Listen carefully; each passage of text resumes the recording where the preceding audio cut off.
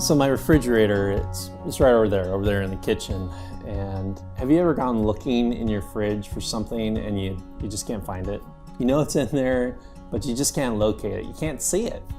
This happens to me all the time.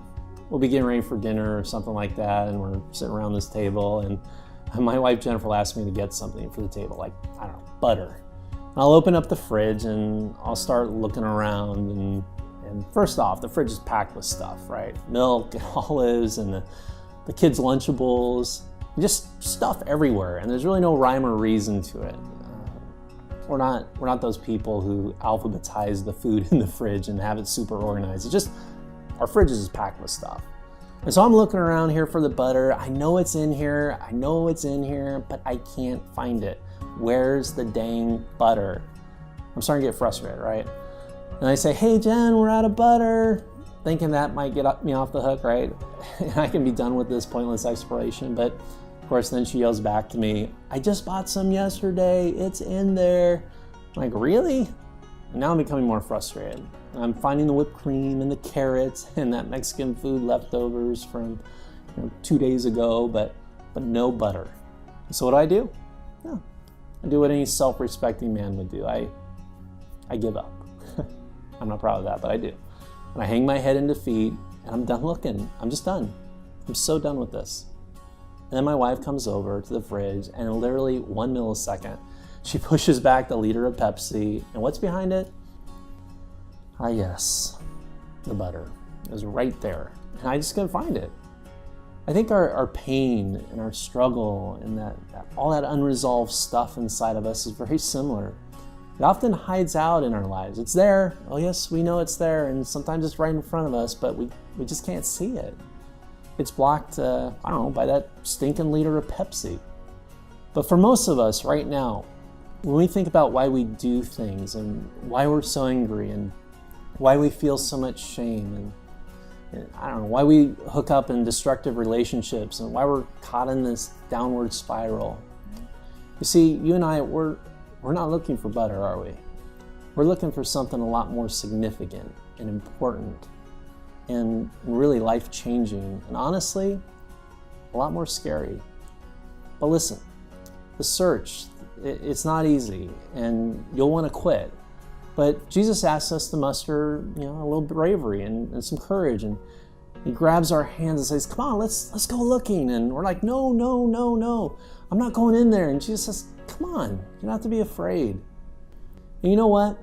While you're on this adventure of discovery and looking around your fridge or maybe your heart or maybe your soul, take a trusted friend with you.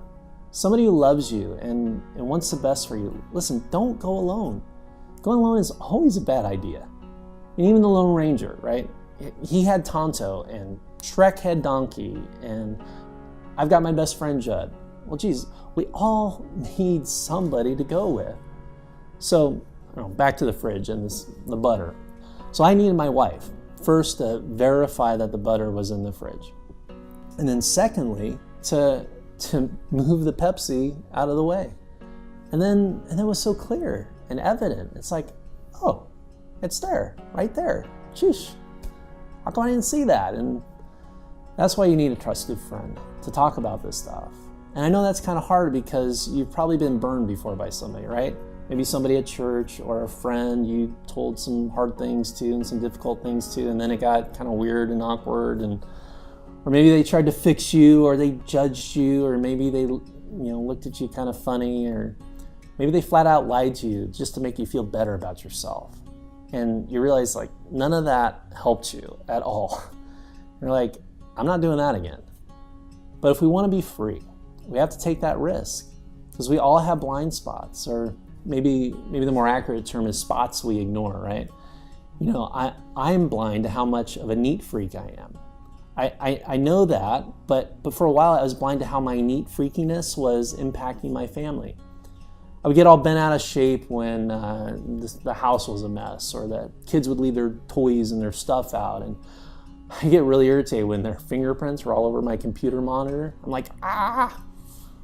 I knew I was a neat freak, but it wasn't until somebody lovingly pointed out how that was impacting Jennifer and the kids and the tension it was causing in my house and how honestly I just needed to take a chill pill and relax a little.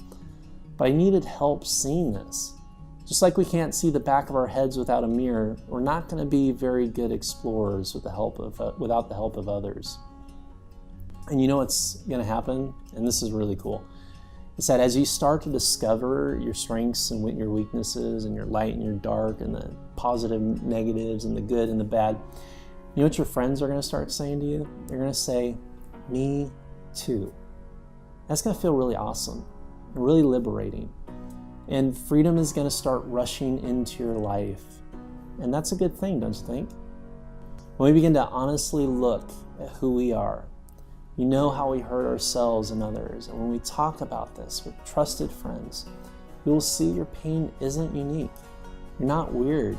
Your struggles are like everybody else's. And you'll realize that you're not alone. So, I don't know, go looking around your soul and your life and treat it like an adventure. Push back that liter of Pepsi in the fridge, and trust me, it's in there. And get a good dose of courage.